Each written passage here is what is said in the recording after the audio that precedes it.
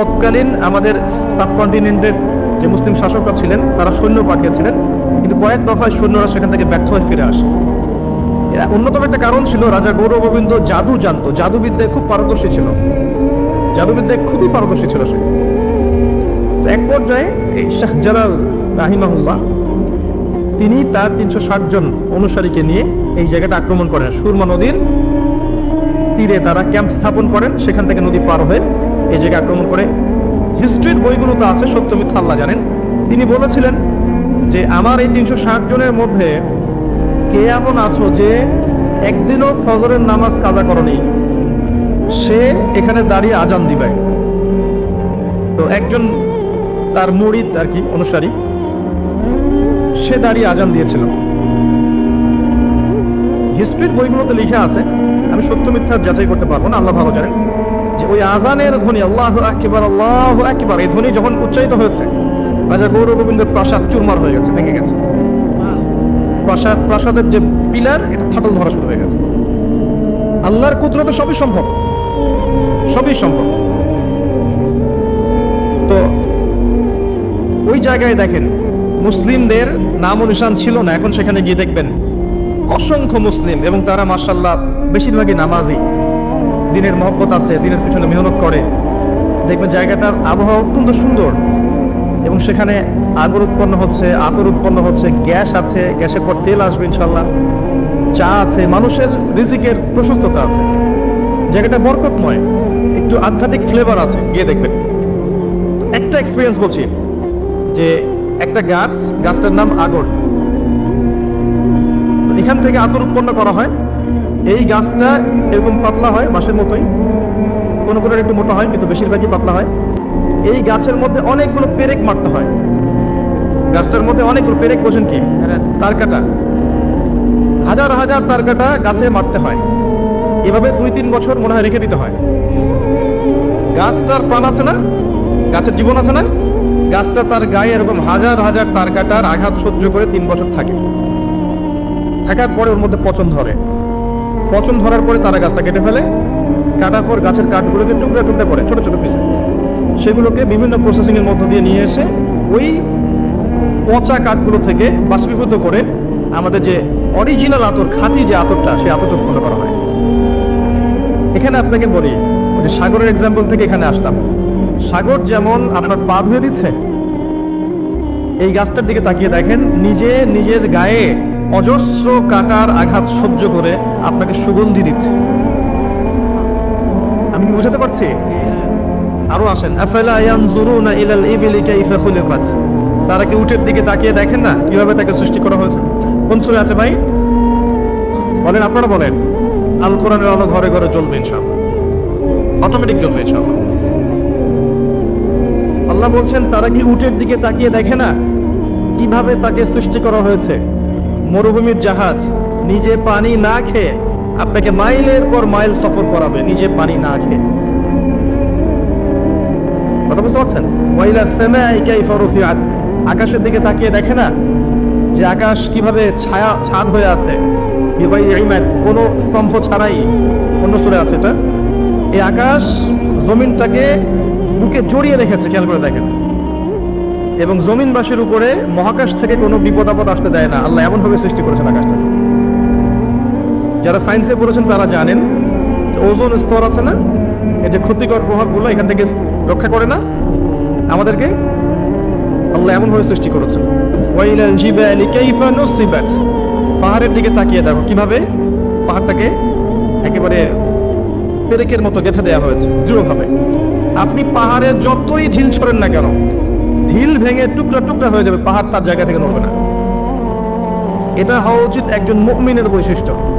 যতই ঘৃণা, লাঞ্ছনা, বাতিলের আক্রমণ, আগ্রাসন, সমালোচনা, গীবত, তহমত যাই আসুক না কেন, আপনার চরিত্র হচ্ছে পাহাড়ের মতো অটল, আপনি ওই জায়গা থেকে নড়বেন না। এবং ঢিল চূর্ণ বিচূর্ণ হয়ে যাবে, পাহাড়ের কিচ্ছু হবে না। এবং পাহাড় শুধু দৃঢ়ই থাকে না, সে শান্ত থাকে, সে নম্র থাকে, সে ঝগড়াঝাটি করে বেড়ায় না, সে শান্তশিষ্ট থাকে। ওর দিকে ঢিল চলে, ঢিল ভেঙে যাবে, সে শান্ত থাকে। ওয়াইলাল আরদি কাইফা সুতিহাত, জমিনের দিকে তাকিয়ে দেখো জমিনকে কেমন করে প্রশস্ত করা হয়েছে বিছানার মতো। আমাদের যত কষ্ট আমরা জমিনকে দেই না ভাই, এই যে পানি তোলা থেকে শুরু করে বাড়ি বানানো ইত্যাদি ইত্যাদি যত প্রজেক্ট আছে মাটির উপর করি না? কোনোদিন তুষক্ত করেছে? করে নাই, আমাদেরকে বুকে আগলায় রেখেছে। এই যে উট, এই আকাশ, এই সাগর, এই বাতাস, এই যে আগর গাছের কথা বললাম, প্রকৃতি, সব কিছুর মধ্যে আমাদের জন্য নিদর্শন আছে, আছে না? এই সব কিছু শুধু আল্লাহর সন্তুষ্টির জন্য, আল্লাহর হুকুমে আমাদের অনুগত হয়ে আছে। আল্লাহ যখন আদেশ করেন তখন তারা কি করে? তখন তারা দেখবেন মানুষের যদি সার বা ক্ষতি হওয়ার কোনো হুকুম আল্লাহ করে দেন, আল্লাহ যদি বলেন যে পাহাড় ধস হয়ে যাবে, পাহাড় ধস হয়ে যাবে। সাগরকে যদি বলেন যে তুমি জলোচ্ছ্বাস দাও, সাগর জলোচ্ছ্বাস দিবে। এটা আকাশকে বলেন বৃষ্টি বন্ধ করে দাও, বৃষ্টি বন্ধ হয়ে যাবে, হবে না? জমিনকে বলেন পানি, তোমার নিচের পানি স্তর নিচে নেমে যাক, নিচে নেমে যাবে। আল্লাহ যদি বলেন কুন ফায়াকুন। আল্লাহ পাক যখন এদেরকে আদেশ করবেন আমাদের বিপক্ষে যাওয়ার, তখন তারা যাবে। আদারওয়াইজ তারা আমাদের কল্যাণকামী, উপকার করতে থাকবে। নিজের স্বার্থ বিসর্জন দিয়ে হলেও তারা আমাদের স্বার্থটা দেখবে। আল্লাহ এমনভাবে ওদেরকে সৃষ্টি করেছে। খেয়াল করে দেখেন, তারা সবাই কিন্তু অহংকার মুক্ত। আছে অহংকার? আর যে মানুষের জন্য এত কিছু, তার কলেজের মধ্যে দেখেন কত অহংকার। আর অহংকারটা কি?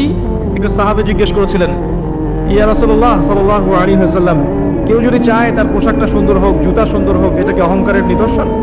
নবীজি বলেছেন না, এটা অহংকারের নিদর্শন নয়।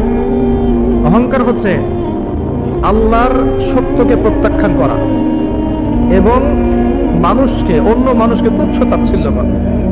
এ হলো অহংকারের ডেফিনেশন। আল্লাহর সত্য কি? এই যে আল কোরআন এবং সুন্নাহ, আল্লাহর হুকুম আহকাম, এগুলোকে সে অস্বীকার করছে, প্রত্যাখ্যান করছে। এটা হচ্ছে অহংকারী নিদর্শন। একটা হচ্ছে অন্য মানুষকে তুচ্ছ তাচ্ছিল্য করছে, নিজে অনেক সুপিরিয়র ভাবছে, অন্যরা হচ্ছে তেলা পোকা, ককরোচ এরকম মনে করছে। এরকম মেন্টালিটি ছিল ইবলিসের।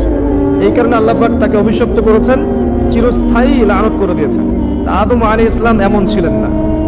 তিনি কি করেছেন? ফাতালাক্কা আদামু মির রাব্বিহি কালিমাত ফাতাবা আলাইহি। তিনি ভুল করে ফেলেছেন, কিন্তু তারপরে তওবা করে আবার আল্লাহর দিকে ফিরে এসেছেন। তিনি কোন দোয়া পড়েছিলেন ভাই?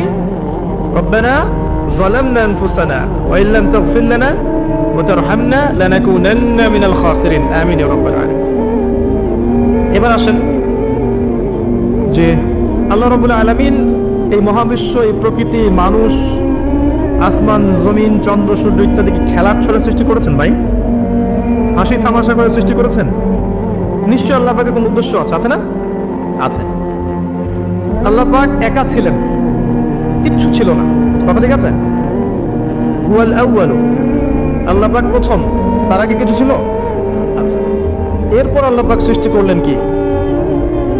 কলম। কি সৃষ্টি করলেন? কলমের আগে হচ্ছে আরশ।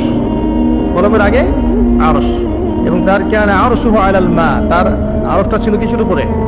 পানির উপরে। আল্লাহ পাক এরপর সৃষ্টি করেছেন কলম। সৃষ্টি করে বলেছেন উকতুব, তুমি লিখো। কলম বলেছে মাযা আকতুব, আমি কি লিখবো? আল্লাহ বলেছেন কিয়ামত পর্যন্ত যা যা হবে সব লিখে ফেলো। লাওহে মাহফুজের মধ্যে পুরো হিস্ট্রির শুরু থেকে শেষ পর্যন্ত কি হবে সব লেখা আছে, একদম টু দ্য পয়েন্ট লেখা আছে। আপনি চাইলেও আপনার তাকদীর, এর মৌলিক বিষয়গুলো পরিবর্তন করতে পারবেন না। পারবেন? কার হাতে? এটা আল্লাহর হাতে। এখানে একটা কথা বলি, এখনকার এই যে বিজ্ঞান, যুক্তি, দর্শন, এরা কি তাকদীরে বিশ্বাস করে? করে না। তাকদীর হচ্ছে ইমানের 6 পিলারের এক পিলার। কেউ যদি তাকদীরে বিশ্বাস না করে, সে কি ইমানদার হবে? হবে না। আপনার শিক্ষার মধ্যে কুফরি আছে। শিক্ষা ব্যবস্থা শিখাচ্ছে যে পরীক্ষা নিরীক্ষা, যুক্তি, দর্শন, বিজ্ঞান দিয়ে কিছু প্রমাণ করতে না পারলে সেটা জ্ঞান নয়, তাই না? এটা শিখাচ্ছে না? আল্লাহকে আপনি ল্যাবে প্রমাণ করতে পারছেন না, মালায়েকা ফেরেশতাদেরকে আপনি ল্যাবে প্রমাণ করতে পারছেন না। তারপরে আসমানি কিতাবগুলো আগেরগুলো আপনি দেখেননি, চাক্ষুষ দেখেননি, নবী রাসূলদেরকেও দেখেননি, তাই না? পরকালের যে আপনার কবর আযাব, ইল্লিন, সিজ্জিন, মিজান, যে পুলসিরাত, জান্নাত জাহান্নাম দেখেছেন? এগুলোকে ল্যাবে প্রমাণ করতে পারবেন? এই যে তাকদীর, ভাগ্য, ল্যাবরেটরিতে বসে প্রমাণ করা যাবে? তাদের মতে পরীক্ষা নিরীক্ষা, পর্যবেক্ষণের মাধ্যমে প্রমাণ না করতে পারলে সেটা গ্রহণযোগ্যতা নেই। আমাদের ইমানের যে মূলনীতি, এগুলো আল্লাহ, কিতাব, আসমানি কিতাব, রাসূলগণ, পরকাল, মালায়েকা, এই যে 6টা পিলার তাকদীর, প্রত্যেকটাই কিন্তু গায়েবে বিশ্বাস, অদৃশ্য বিশ্বাস। দেখি নাই আল্লাহকে, বিশ্বাস করি না? মালায়েকা দেখি নাই, বিশ্বাস করি না? জিনকে দেখেছেন? বিশ্বাস করেন না? রূহ বা আত্মাকে দেখেছেন? বিশ্বাস করেন না? কবরের আযাব, জান্নাত, জাহান্নাম, মিজান, পুল সিরাত, এগুলো বিশ্বাস করেন না? এগুলো যেগুলো আমরা বিশ্বাস করি সেগুলো সব গায়েব না, অদৃশ্য নয়? আলিফ লাম মিন যালিকাল কিতাব লা রাইবা ফি হুদাল লিল মুত্তাকিন আল্লাযীনা ইউমিনুনা বিল গায়ব। যারা গায়েবের প্রতি বিশ্বাস করে তারাই তো মুত্তাকি, তাই নয় কি? আর এই বইটা মুত্তাকিদের জন্য। তো মুত্তাকি হতে হলে, ইমানদার হতে হলে আমাকে গায়েবে বিশ্বাস করতে হচ্ছে। আর তারা বলছে গায়েবে বিশ্বাস করলে আপনি মৌলবাদী। কথা বুঝতে পারছেন এবার? যেহেতু এগুলো মৌলিক বিষয়, ফান্ডামেন্টাল বিষয়, যেগুলো আপনি পরীক্ষা নিরীক্ষা যুক্তি দর্শন দিয়ে প্রমাণ করতে পারছেন না, তারপরেও বিশ্বাস করছেন, তাহলে আপনি একজন মৌলবাদী তাদের মধ্যে। এই হলো একটা সংজ্ঞা ওদের। আর আমরা বলছি যে আমরা যতক্ষণ পর্যন্ত এই 6টা পিলারে বিশ্বাস করছি না ততক্ষণ মুমিনই হতে পারছি না, মুসলিমও হতে পারছি না। মুত্তাকি মুহসিন হওয়া তো অনেক দূরের কথা। তাই একজন ফান্ডামেন্টালিস্ট না হলে আমি পরিপূর্ণ মুসলিমই হতে পারবো না। তাই প্রত্যেকটা মুসলিমকে মৌলবাদী হতেই হচ্ছে, তাই নয় কি? এই শব্দটা ভালো না খারাপ? ভালো শব্দ, ভালো শব্দ অবশ্যই। কারণ ফান্ডামেন্টাল বিষয়গুলোতে বিশ্বাস না করলে আমি তো মুসলিমই হতে পারবো না। তাদের বিষয়গুলো একটা সমস্যায় ভোগে, সেটা হচ্ছে যে জ্ঞান আল্লাহর পক্ষ থেকে এসেছে এটা তারা বিশ্বাস করতে চায় না। জ্ঞান যে আল্লাহর পক্ষ থেকে এসেছে এটা তারা বিশ্বাস করতে চায় না। আমরা কোরআনে দেখছি আল্লাহ পাক বলছেন ওয়াআল্লামা আদামাল আসমাআ কুল্লাহা, আর আল্লাহ পাক আদম আলাইহিস সালামকে সমস্ত নাম শিক্ষা দিয়েছেন। আদম আলাইহিস সালাম জানতেন না? জানতেন না। ওয়াআল্লামাল ইনসানা মা লাম ইয়ালাম, মানুষকে সেই জ্ঞান শিক্ষা দিয়েছেন যা মানুষ জানতো না। আদম তুমি বলে দাও নামগুলো কি, তিনি বলে দিলেন। মালায়েকাদেরকে বললেন বড় নামগুলো কি, তিনি বলতে পারলেন না, তারা বলতে পারলেন না। লা ইলমা লানা ইল্লা মা আল্লামতানা, আমাদের সেই জ্ঞান নাই, যতটুকু আপনি শিখিয়েছেন অতটুকু জানি। তার মানে বুঝতে পারলাম জ্ঞান কার কাছ থেকে আসে। সূরা কাফ পরের 29 নম্বর আয়াতে আল্লাহ পাক বলেছেন ওয়াকুলিল হাক্কু মির রাব্বিকুম, হক সত্য মিথ্যার মানদণ্ড কার পক্ষ থেকে আসে? ফালা তাকুনান্না মিনাল মুমতারিন, সূরা বাকারায় আছে, সন্দেহবাদীদের অন্তর্ভুক্ত হও না। আল হাক্কু মির রাব্বিক, আমাদের সংজ্ঞা হচ্ছে জ্ঞান সত্য মিথ্যার মানদণ্ড, ন্যায় অন্যায়ের মানদণ্ড, ভালো মন্দের মানদণ্ড কার পক্ষ থেকে আসে? আল্লাহর পক্ষ থেকে আসে। এটা অবনত চিত্তে, বিনা যুক্তি, বিনা তর্ক, বিনা বিজ্ঞানে মেনে নেওয়ার নামই হচ্ছে ইসলাম। এখানে যুক্তি বিজ্ঞান দর্শন পরের সাবজেক্ট, আগে আত্মসমর্পণ, তার নাম ইসলাম। ইয ক্বালা লাহু রাব্বুহু আসলিম, যখন ইব্রাহিমকে তার রব বলেছিলেন, যখনই বলেছেন আত্মসমর্পণ করো, ক্বালা আসলামতু লিরাব্বিল আলামিন, তিনি সাথে সাথে বলেছেন আমি এই জগৎ সমূহের রবের কাছে আত্মসমর্পণ করলাম। ইব্রাহিম তোমার সন্তান এবং স্ত্রীকে রেখে আসো ওই মরুভূমিতে। ইব্রাহিম আলাইহিস সালাম বললেন না কি জন্য রেখে আসবো, এটা সাইন্টিফিক না, কোন যুক্তিতে কোন দর্শনে রেখে আসবো, ওখানে পানি নাই মানুষ নাই, কি জন্য রেখে আসবো? ওই যে ইবলিস যেমন বলেছিল আমি কেন সিজদা করবো, ও তো মাটির আমি তো আগুনের। ইব্রাহিম এটা বলেছেন? ইয ক্বালা লাহু রাব্বুহু আসলিম, আত্মসমর্পণ করো, বলেছেন আসলাম, আমি আত্মসমর্পণ করলাম, এর নাম ইসলাম। আমি কি ইসলাম বোঝাতে পারছি ভাই? হ্যাঁ। এরপরে আসেন ইসলামের প্রত্যেকটা বিষয় আপনি এগুলো দিয়ে প্রমাণ করতে পারবেন, সেই জ্ঞান আপনার থাকতে হবে। ওই যুক্তি, ওই বিজ্ঞান, ওই দর্শনের জ্ঞান আপনার থাকতে হবে। কিন্তু ওই সব মানুষকে আল্লাহ পাক সেই জ্ঞান দেননি। সব মানুষকে আল্লাহ পাক সেই জ্ঞান দেননি। প্রত্যেকটা বিষয়, ইসলামের প্রতিটা বিষয়, রূহ, আপনার যে কবরের আযাব, জান্নাত, জাহান্নাম, মিজান, পুল সিরাত, সবকিছুই জ্ঞানের আওতায় আনা সম্ভব, কিন্তু আল্লাহ পাক সেই জ্ঞান মানুষকে দেননি পৃথিবীতে। দিলে তো আর পরীক্ষা থাকতো না। কি জন্য এসেছেন এখানে? পরীক্ষা। মানে সব যদি চোখে দেখেন, আল্লাহকে চোখে দেখছেন, কে না নামাজ পড়বে, তাই না? এমন কেউ আছে নামাজ পড়তো না? এটাই তো পরীক্ষা, আল্লাহকে দেখবেন না তারপরে আপনাকে নামাজ পড়তে হবে। কবর তো দেখেননি আযাব কেমন হয়, তারপরে ভয় রাখতে হবে কবরের আযাব আছে। মিজান দেখিনি, পুল সিরাত দেখি নাই, পুল সিরাত পার হতে হবে, ভয় রাখতে হবে। দেখলে তো অবশ্যই আমল করতেন। লিনাবলুয়াকুম আইয়ুকুম আহসানু আমালা, এই জন্যই তো সৃষ্টি করেছেন আল্লাহ পাক। এটাই হচ্ছে টেস্ট, যেটা ওই পশ্চিমা দর্শন এবং ওদের অনুসারীরা বুঝতে পারে না। এখানে ইসলামের মূলনীতি হচ্ছে এই যে আমরা গায়েবে বিশ্বাস করি, না করা পর্যন্ত আমরা মুসলিম হতে পারছি না।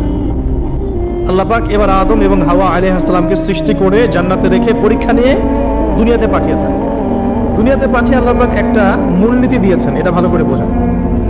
আল্লাহ পাক মূলনীতি দিয়ে পাঠিয়েছেন। সূরা বাকারা আয়াত নাম্বার 38-39, কুল নাহবিতু মিনহা জামিআ, আল্লাহ পাক বলছেন তোমরা এখন পৃথিবীতে নেমে যাও। কে নেমে যাবে? আদম, হাওয়া আলাইহিস সালাম, ইবলিস, তোমরা নেমে যাও। ফাইম্মা ইয়াতিয়ান্নাকুম মিন্নি হুদান, তোমাদের কাছে আমার পক্ষ থেকে হেদায়েত আসবে, মানে প্রত্যেক যুগে যুগে আমার পক্ষ থেকে হেদায়েত মানে আসমানি কিতাব নবী রাসূলগণ আসবে। ফামান তাবিআ হুদায়া, যারা আমার হেদায়েতকে মেনে চলবে, ফালা খাউফুন আলাইহিম ওয়ালা হুম ইয়াহজানুন, তাদের কোনো ভয় নাই, কোনো দুশ্চিন্তাও নাই। যারা আমরা শেষ জামানায় বাস করছি তাদের জন্য ক্ষতি সবচেয়ে বেশি অপেক্ষা করছে। কিরকম? আমাদের চতুর্দিকে ফিতনা, আপনার ধর্মের মধ্যে ফিতনা, পরিবারে ফিতনা, অর্থনীতিতে ফিতনা, আপনার বিশ্বে ফিতনা, সমাজে ফিতনা, ফিতনা ফিতনা, চতুর্দিকে ফিতনা। আপনি দেখবেন, চোখ কান খোলা রেখে দেখেন, চতুর্দিকে ফিতনা। তো শেষ জামানায় মানুষ আমরা যারা আছি এদের জন্য সবচেয়ে বেশি সতর্ক থাকতে হবে। বলে আসরি, সময়ের কসম।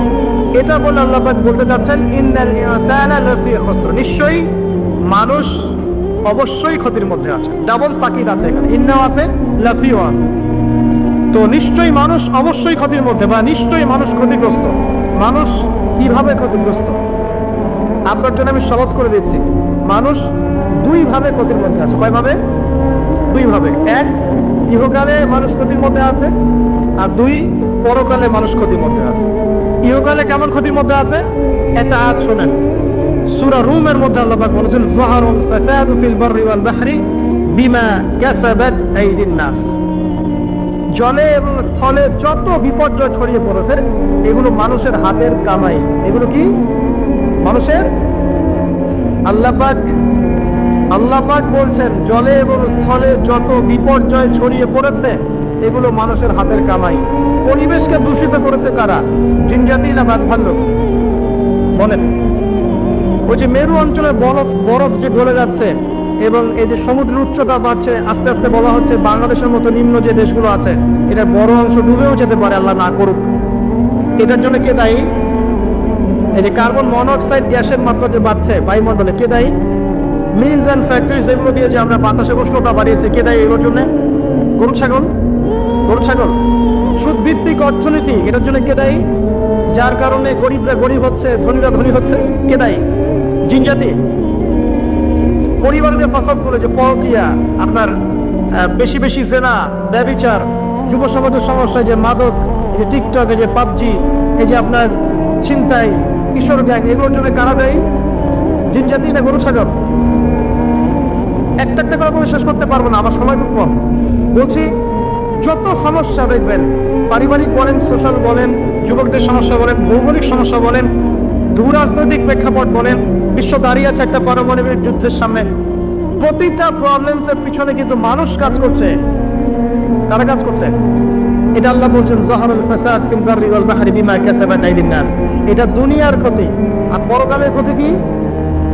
মানুষ নিশ্চিন্তে নাক থেকে ঘুমাচ্ছে, কিন্তু মানুষের সামনে অপেক্ষা করছে মালাকুল মউত, মৃত্যুর ফেরেশতা।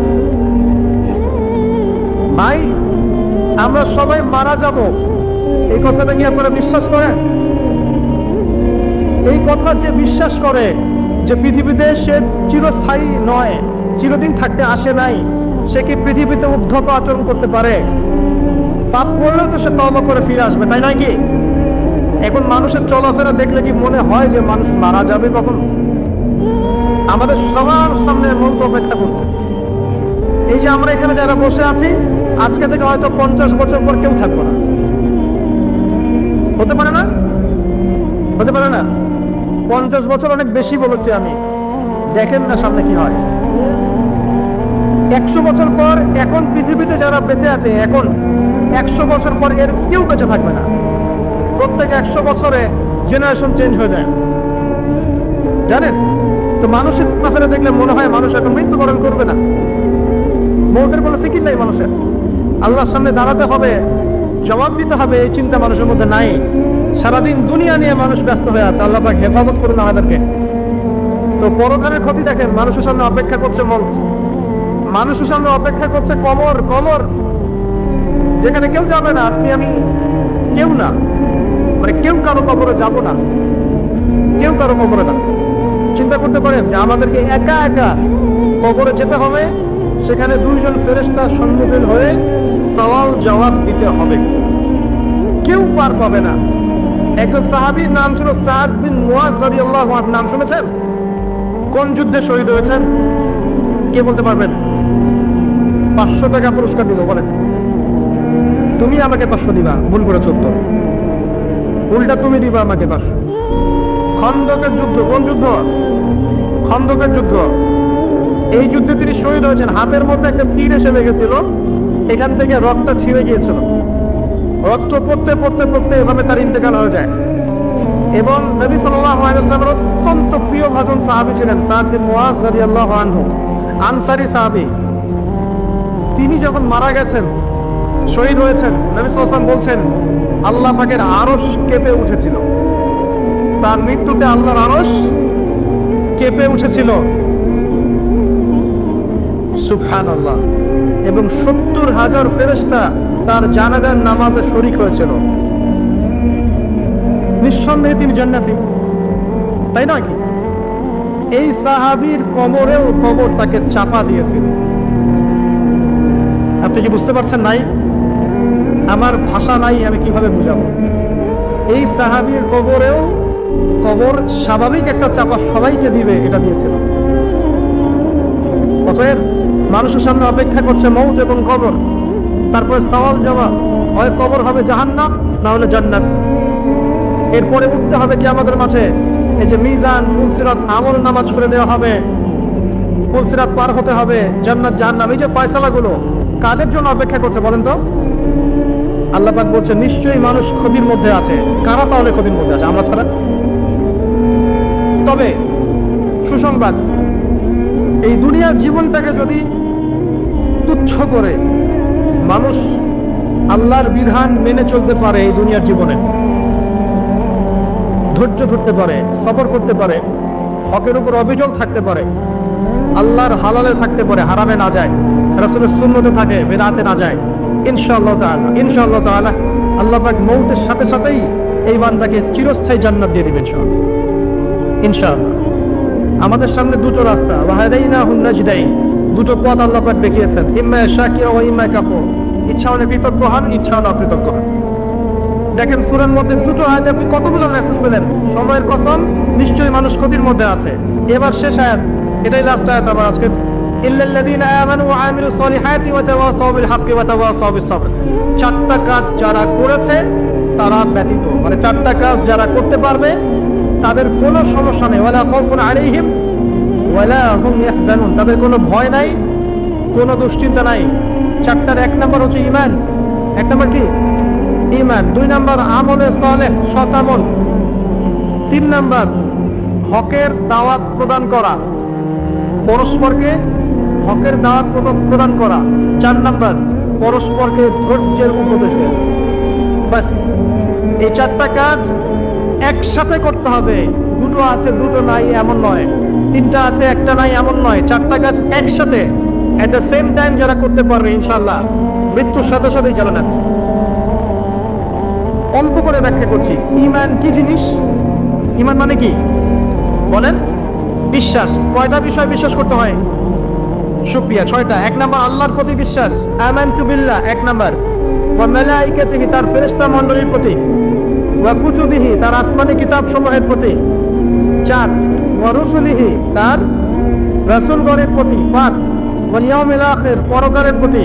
6 ওয়াল কদরি খায়রিহি ওয়া শাররিহি, তাকদীরের ভালো এবং মন্দের প্রতি বিশ্বাস। আল্লাহর প্রতি বিশ্বাস মানে এক কথায় আপনি আল্লাহর তাওহীদে থাকবেন, শিরক করবেন না, ঠিক আছে? এক। ফেরেশতা মণ্ডলীর প্রতি বিশ্বাস মানে আল্লাহ পাক অসংখ্য ফেরেশতা সৃষ্টি করেছেন, বিভিন্ন কাজে নিয়োজিত করেছেন, যাদেরকে আমরা দেখি না। এই দুনিয়াতে খালি চোখে দেখা যাবে না, মৌতের সাথে সাথেই দেখা যাবে ইনশাআল্লাহ। বিশ্বাস করতে হবে। এগুলোকে বিজ্ঞান প্রমাণ না করলেও বিশ্বাস করতে হবে, কারণ বিজ্ঞান সবকিছু চূড়ান্ত ব্যাখ্যা দিতে পারবে না। পারবে? বিজ্ঞানের একটা সীমাবদ্ধতা আছে, আল্লাহর জ্ঞানের কোনো সীমাবদ্ধতা নাই। সিম্পল। 3 নাম্বার ওয়া কুতুবিহি, অনেক আসমানি কিতাব আল্লাহ পাক নাজিল করেছেন। শুধু কোরআনই একমাত্র আসমানি কিতাব নয়, এর আগে আল্লাহ পাক নাজিল করেছিলেন তাওরাত, জাবুর, ইনজিল, এগুলো তো সবগুলো আল্লাহর পক্ষ থেকে এসেছিল, কিন্তু মানুষ এগুলোকে বিকৃত করেছিল যুগে যুগে। এই জন্য আল্লাহ পাক সর্বশেষ ফাইনাল টেস্টিমেন্ট হিসেবে আল কোরআন নাজিল করেছেন কিয়ামত পর্যন্ত। এরপরে আর কোনো নবীও আসবে না, কোনো কিতাবও আসবে না। যদি কেউ বলে না কিয়ামতের আগে নবী আসতে পারে, কি বলবে?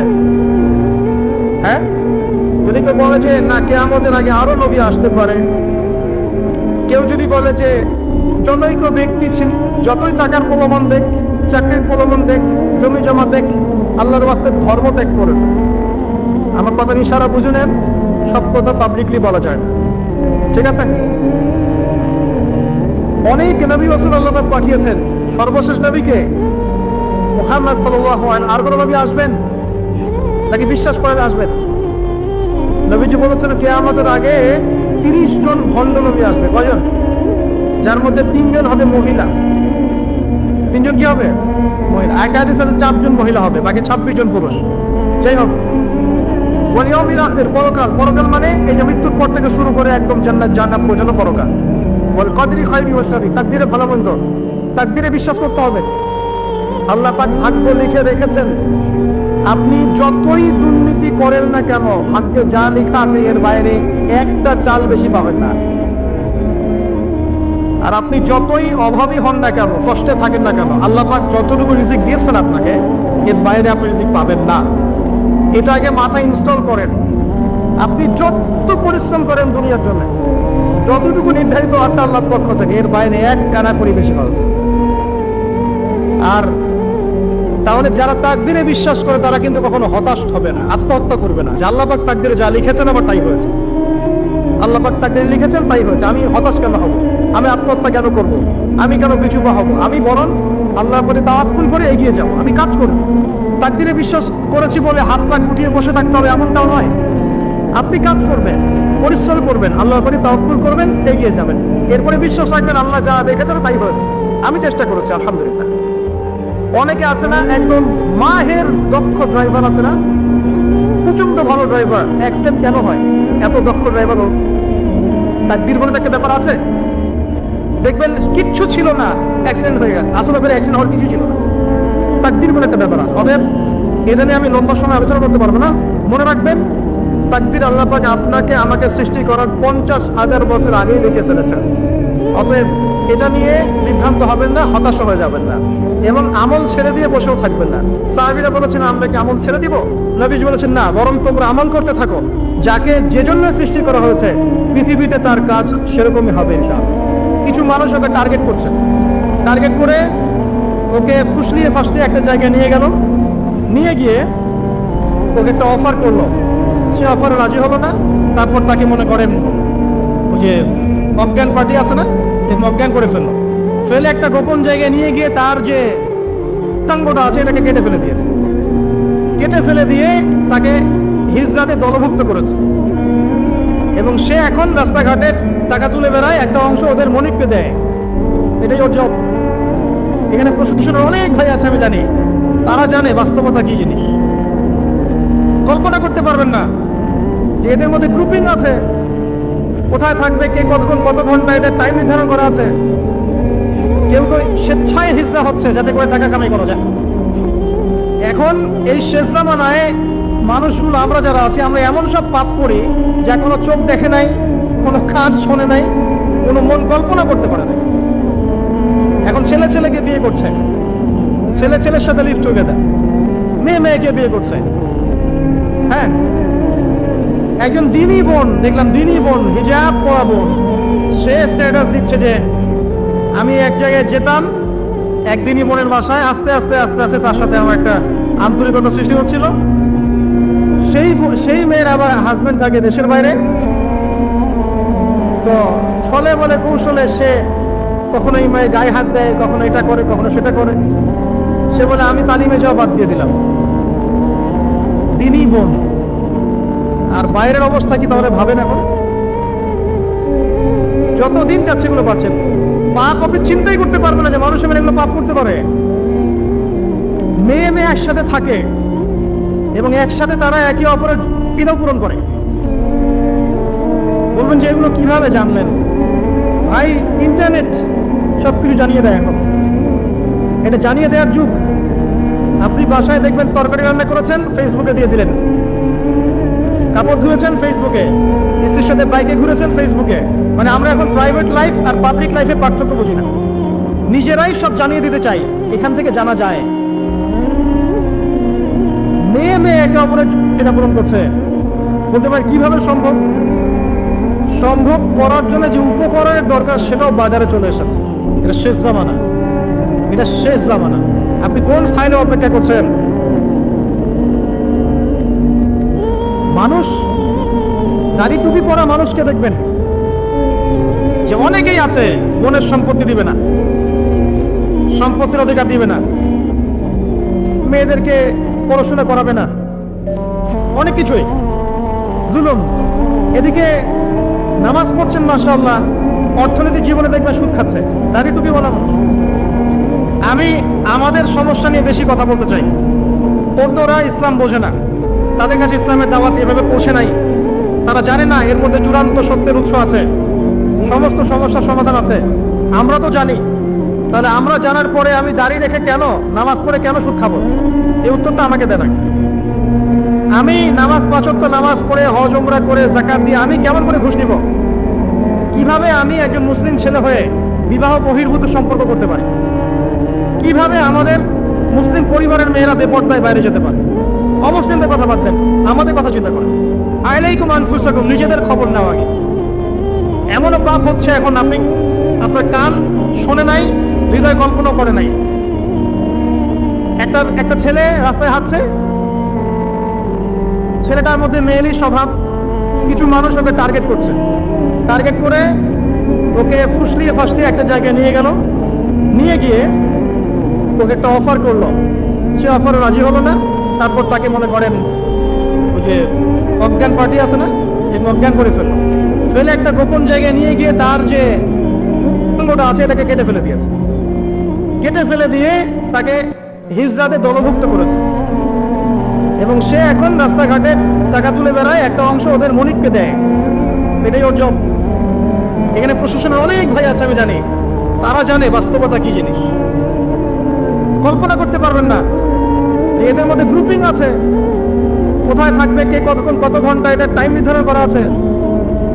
কেউ তো স্বেচ্ছায় হিজরা হচ্ছে যাতে করে টাকা কামাই করা যায়, জানেন? কোথায় আছেন? একটা মেয়ে একটা বাচ্চাকে নিয়ে ঢাকা শহরের মিরপুরের ফুটপাতে দাঁড়িয়ে আছে, বাচ্চা ঘুম, বাচ্চা ওঠে না। দীর্ঘ সময় অবজার্ভ করছে যে বাচ্চা ঘুম, এতক্ষণ ঘুমের কারণ কি? ডেকে জিজ্ঞাসা করা হলো বাচ্চা কার? যে বাচ্চাকে দেখে আপনি টাকা তুলছেন, বললো আমার বাচ্চা। কিছুক্ষণ পরে একজন তাকে এসে সেভ করে নিয়ে চলে গেল, যেহেতু গন্ডগোল হচ্ছিল। পরে সেই এলাকার স্থানীয় এক ভাই, সেখানকার পলিটিক্যাল একজন ভাই, সে আমাকে বোঝাচ্ছে যে আসলে ভাই বিষয়টা অন্যরকম। কি বিষয়?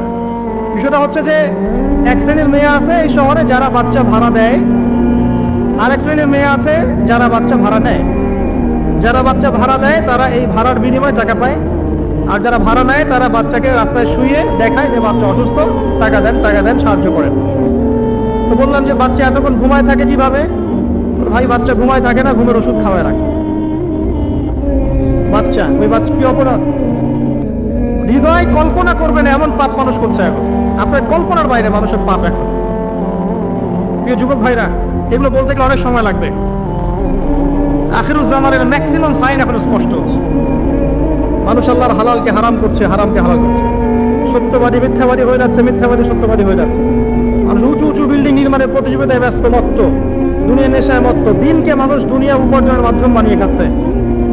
মানুষ মাদককে হালাল মনে করছে, জেনাকে হালাল মনে করছে। সময়গুলো সংক্ষিপ্ত হচ্ছে, আল্লাহর আযাব গজবগুলো বাড়ছে। বিশ্বাস করেন, মন থেকে একটা কথা বলছি, আল্লাহর গজব আসা শুধু সময়ের ব্যাপার মাত্র, জাস্ট সময়ের ব্যাপার। আমরা যা করছি, আমরা ব্যক্তি পর্যায় থেকে শুরু করে বিশ্ব পর্যন্ত যা করছি, আল্লাহর গজব আসা শুধু একটা সময়ের ব্যাপার মাত্র। দেখে নিয়েন, আল্লাহ পাক আমাদেরকে বাঁচাক, হেফাজত করে দোয়া করি। আল্লাহুম্মা আমিন। আল্লাহর কাছে দোয়া করি, আল্লাহ যে মানুষগুলো এই পৃথিবীতে আছে তোমাকে ডাকছে, নীরবে নিভৃতে তোমাকে ডেকে চোখের পানি ফেলছে, যাদেরকে তুমি এই পৃথিবীতে তোমার অর্পিত দায়িত্ব দিয়েছো, যারা যথাযোগ্যভাবে পালন করছে, এদের ওসিলায় হলেও আমাদেরকে হেফাজত করো। আমি যুব সমাজ আল্লাহর পথে জীবন উৎসর্গ করছে না। আমরা এখন ব্যস্ত আছি দুনিয়ার পিছনে, স্ট্যাটাস, বাড়ি গাড়ি, সম্পত্তি, মেয়ে, নারী, নেশা, মদ, এগুলো। প্রিয় ভাই, এই যৌবনকালে যে আপনি মারা যাবেন না কোনো গ্যারান্টি নাই।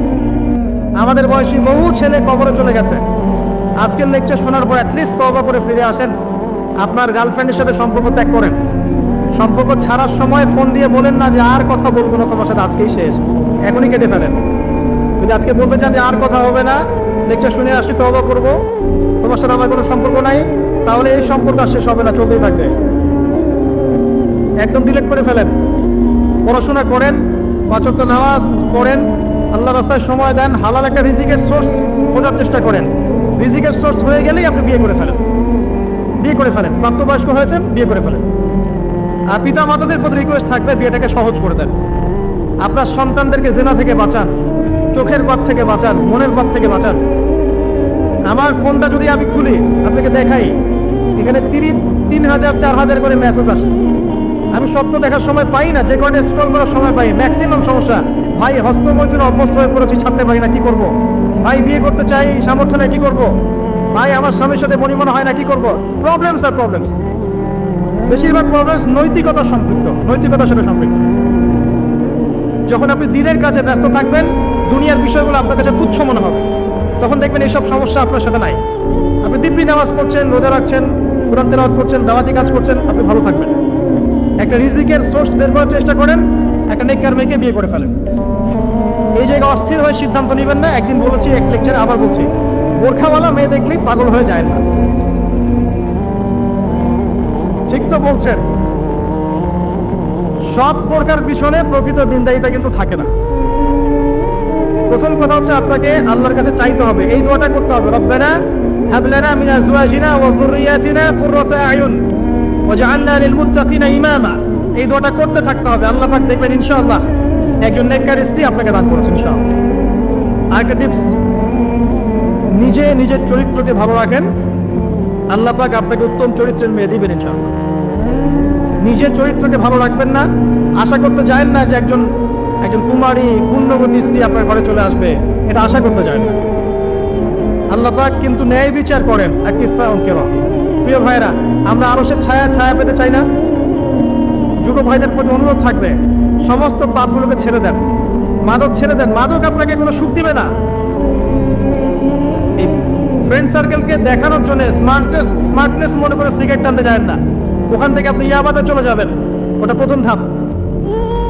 এখন ওই যে প্রশাসন কিছু মাদক ধরছে, LSD না সামথিং এরকম লাইক এরকম নাম, যেগুলো ইয়াবার চেয়ে বেশি ভয়ঙ্কর, সেগুলো আমাদের দেশে ঢুকে গেছে।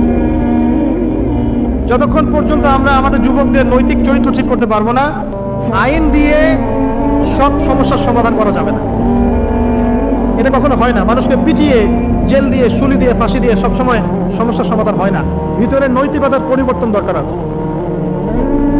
একটা জাতিকে যদি আমরা একটা ইতিহাস শেখাতে চাই, সবসময় সেই ইতিহাসের চর্চা করতে হয় না? চর্চা করতে করতে করতে করতে ওটা আমাদের ইনস্টল হয়ে যায়।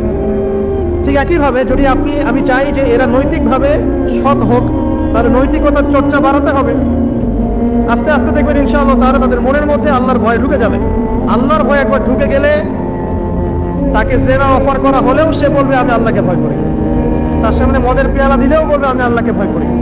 ইনশাআল্লাহ তাআলা আমরা আশাবাদী আগামী দিনের উম্মার পতাকা এবং দেশের ধারক বাহক হবে এই যুব সমাজ। আল্লাহ পাক আমাদের যুবক ভাইদেরকে নৈতিকভাবে উন্নত করুন, জ্ঞানী গুণী বিজ্ঞ হিসেবে কবুল করুন এবং জানা অনুযায়ী আমল করার তৌফিক দান করুন।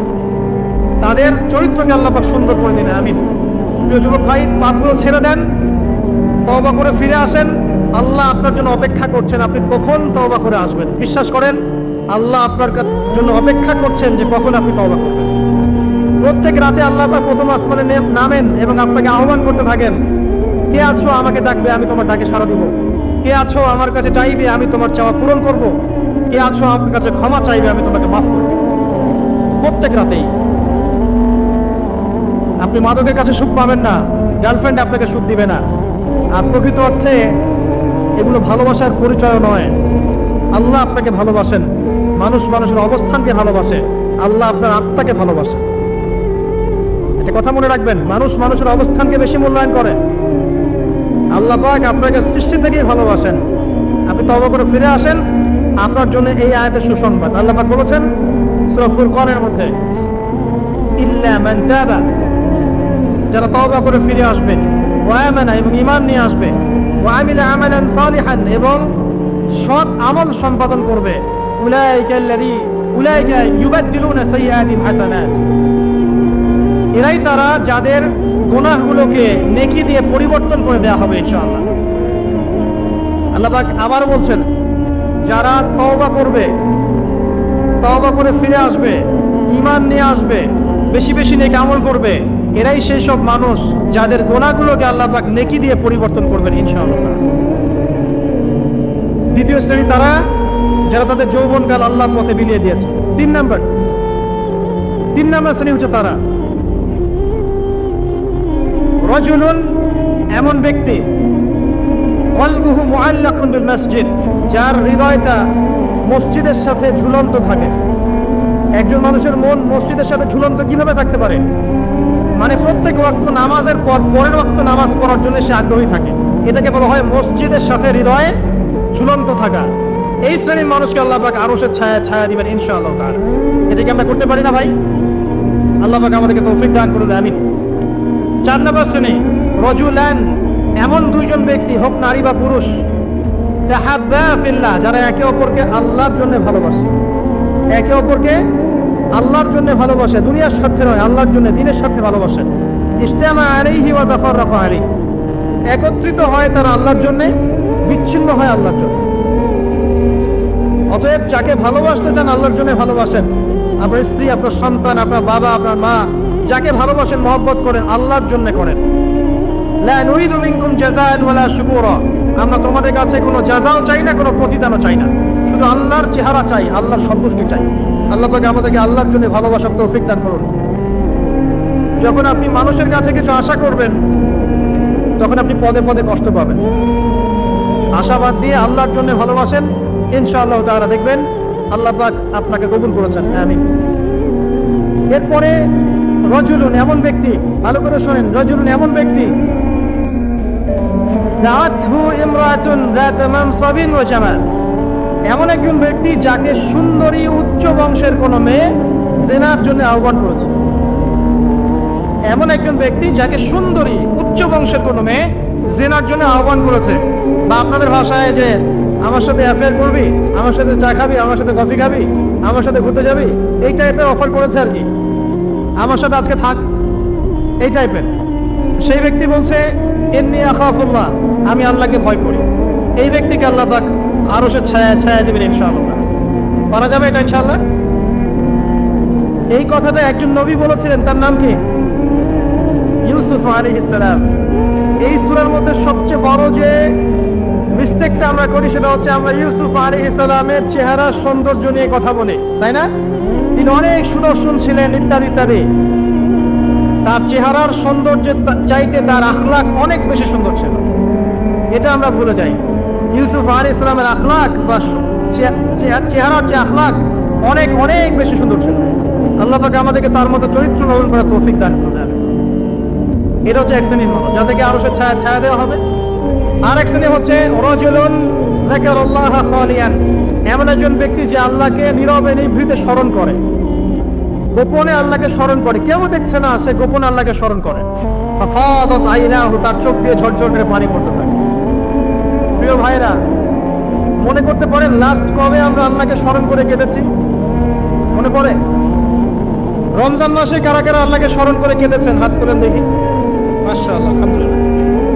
আল্লাহকে স্মরণ করে যারা কাঁদতে পেরেছে তাদের জন্য সুসংবাদ, ওই চোখ জাহান্নামের আগুন দেখবে না যেই চোখ দিয়ে আল্লাহর ভয়ে, আল্লাহর স্মরণে অশ্রু প্রবাহিত হয়েছে।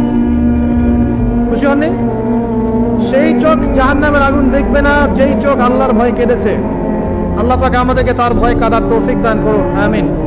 আর সর্বশেষ একজন ব্যক্তি রাজুলুন তাসাদ্দাকা বিসাদাকাতিন, এমন ভাবে দান সাদাকা করে, ফাখফাহা, এটাকে গোপন করে রাখে, হাত্তা লা তা'লামা শিমালুহু মা তুনফিকু ইয়ামিনুহু, তার বাম হাত জানে না ডান হাত কি দান করেছে। এত গোপনে যে ব্যক্তি দান করে, এই ব্যক্তিকে আল্লাহ পাক আরশের ছায়া দিবেন ইনশাআল্লাহ।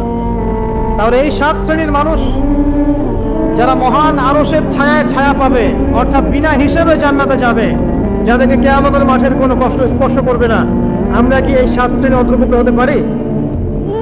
আল্লাহ পাক আমাদের সবাইকে তৌফিক দান করুন, আমিন। 1 নাম্বার কি ছিল? ইমামুন আদিল, ন্যায়পরায়ণ শাসক। 2 নাম্বার এমন যুবক যে তার যৌবনকাল আল্লাহর পথে ব্যয় করেছে। 3 বলেন 3 নাম্বার কি? এমন ব্যক্তি যার হৃদয়ে মসজিদের সাথে ঝুলন্ত থাকে।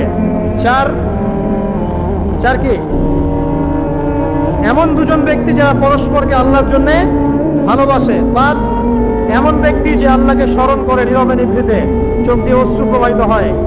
6 এমন ব্যক্তি যাকে কোনো নারী, সুন্দরী নারী আহ্বান করে জেনার জন্য, সে বলে আমি আল্লাহকে ভয় করি। আর 7 এমন ব্যক্তি যে এত গোপনে দান সদকা করে যে তার বাম হাত জানে না ডান হাত কি দান করেছে। আল্লাহ পাক আমাদের সবাইকে এই 7 শ্রেণীর অন্তর্ভুক্ত হওয়ার তৌফিক এনায়েত করুন, আমিন। আর একটা ছোট্ট জিনিস শেয়ার করে আমি আলোচনা শেষ করবো ইনশাআল্লাহ। অনেক লম্বা আলোচনা করে আসলে লাভ নাই, মূল কথা অল্প। ইমাম শাফিঈ রাহিমাহুল্লাহর নাম শুনেছেন? ইমাম শাফিঈ রাহিমাহুল্লাহ বলতেন, লাউ আনজালাল্লাহু হাযিহিস সূরা লাওয়াসিআত, আল্লাহ পাক যদি পুরো কোরআন নাজিল না করে শুধুমাত্র এই সূরাটুকু নাজিল করতেন যথেষ্ট ছিল। তিনি আরো বলতেন যে একজন মুসলিমের উপরে কোরআন শিক্ষা করা যেমন ফরজ, ঠিক তেমনি আরবি ভাষাটা শেখাও ফরজ। তিনি এই কথা বলেছেন, আমি বলি না, কিন্তু আমি তার এই মতের সাথে একমত। কোন সূরা? সূরাতুল আসর।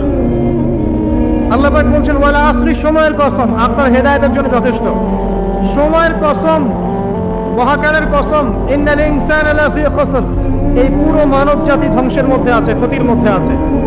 ইল্লাল্লাযীনা আমানু, তারা নয় যারা ঈমান এনেছে, ওয়া আমিলুস সালিহাত, এবং সৎ আমল করেছে, ওয়া তাওয়াসাউ বিল হক, এবং পরস্পরকে সত্যের উপদেশ দিয়েছে, ওয়া তাওয়াসাউ বিস সবর, এবং পরস্পরকে ধৈর্যের উপদেশ দিয়েছে।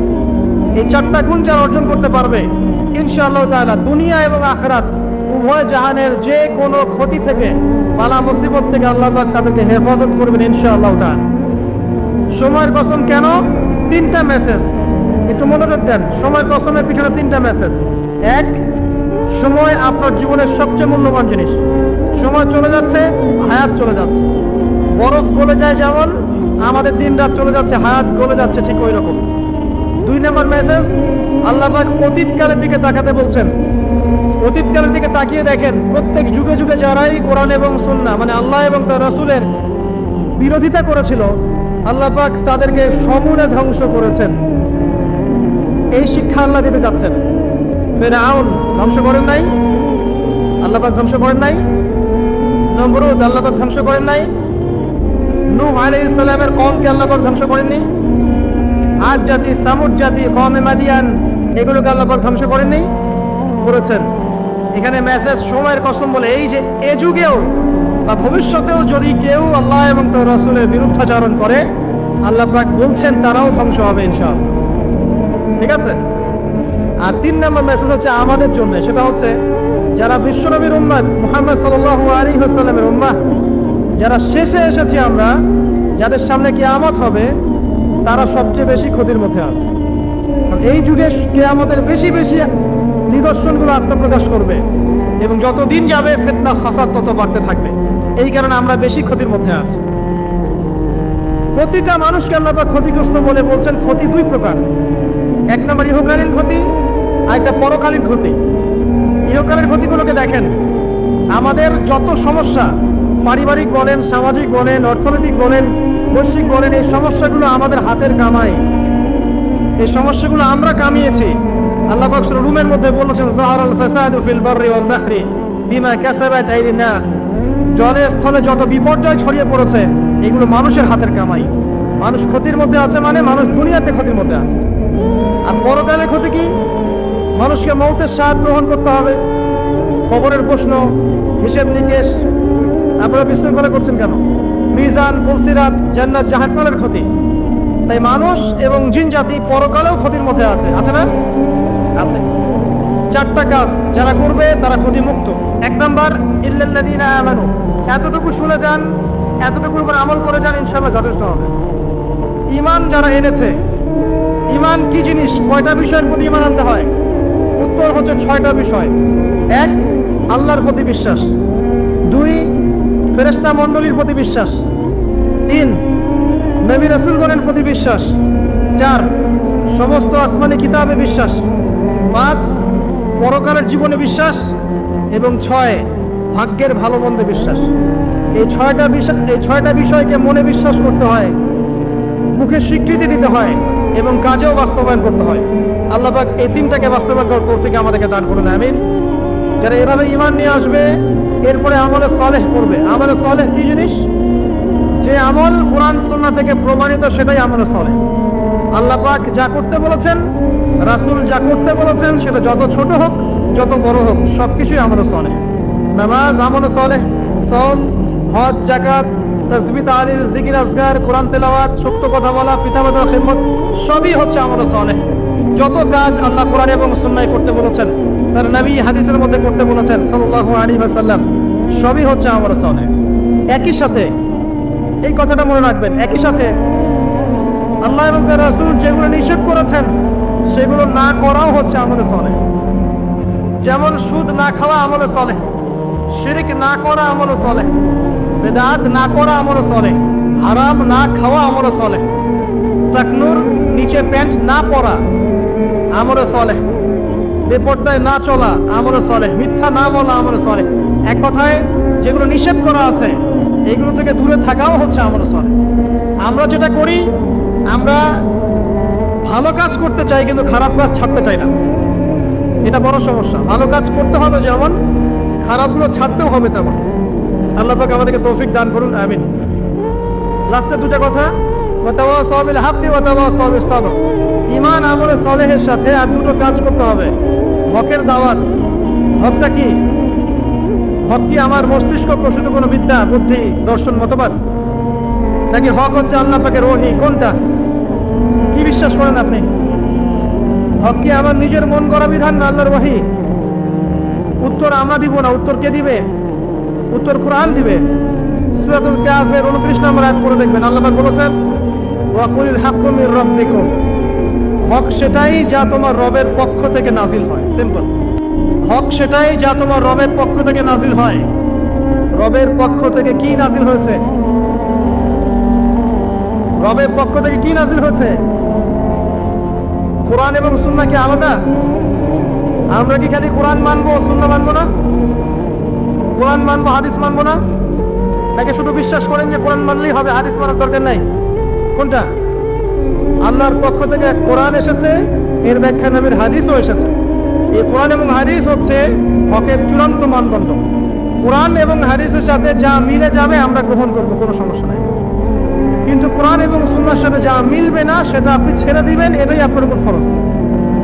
যেটাই কোরআন সুন্নাহর সাথে মিলবে না, আপনি ছেড়ে দিবেন। যা মিলবে আপনি নিয়ে নিবেন, কোনো সমস্যা নাই ইনশাআল্লাহ। এই হকের যারা প্রচার করে, প্রসার করে, তারা ক্ষতি থেকে মুক্ত আছে। এই হকটাকে প্রতিষ্ঠা করবে নিজের উপরে, তারপর আপনার পরিবারে, আপনার সমাজে। আপনাকে যদি আল্লাহ পাক ক্ষমতা দেন, তখন আপনি আরো বড় পরিসরে করবেন ইনশাআল্লাহ তাআলা। আর এ বিষয়ে কোনো সন্দেহ নাই, এ বিষয়ে বিন্দু মাত্র কোনো সন্দেহ নাই যে অদূর ভবিষ্যতে পুরো বিশ্বে শুধুমাত্র কোরআন এবং সুন্নাহই থাকবে, কিছু থাকবে না। জাররা পরিমাণও সন্দেহ নাই এই বিষয়ে, 1 জাররা পরিমাণও নাই।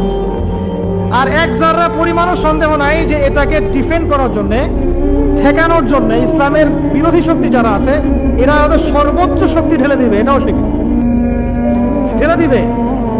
ভিতর থেকে, বাইরে থেকে, ডান থেকে, বাম থেকে, উপর থেকে, নিচ থেকে, সব দিক থেকে ঢালবে। কিন্তু জাররা পরিমাণ সন্দেহ নাই যে অদূর ভবিষ্যতে পুরো বিশ্বে শুধুমাত্র কোরআন এবং সুন্নাহই থাকবে, কিছু থাকবে না। এটা বিশ্বাস করছেন না? অপেক্ষা করতে থাকেন, দেখেন আল্লাহ পাক কি করেন। এটা আল্লাহর ওয়াদা, ওয়াদাল্লাহ, এটা আল্লাহ পাকের ওয়াদা। আল্লাহ পাকের ওয়াদার কোনো ব্যত্যয় নাই। লা মুবাদ্দিলা লিকালিমাতি, আল্লাহর কালিমার কোনো পরিবর্তন এটা হবেই। এখন আমাকে জিজ্ঞেস করতে আসেন না ভাই কত বছরের মধ্যে, এটা আমাকে জিজ্ঞেস করতে আসেন, ননসেন্স প্রশ্ন। অদূর ভবিষ্যৎ মানে ভবিষ্যৎ, এটা হবে ইনশাআল্লাহ। অতএব আমাদের দায়িত্ব কি হাত গুটিয়ে বসে থাকা? আমল করবেন, পড়াশোনা করবেন, পরিবার করবেন, আপনি আপনার সাধ্যমতো দিনের দাওয়াতি কাজ করবেন, মধ্যমপন্থী থাকবেন, চরমপন্থী হবেন না, শৈথিল্যতাবাদীও হবেন। আল্লাহ পাক তৌফিক দান করুন, আমিন।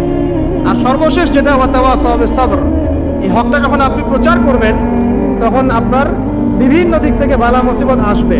পরিবার থেকে আসতে পারে, সমাজ থেকে আসতে পারে, ডান বাম উপর নিচ থেকে আসতে পারে।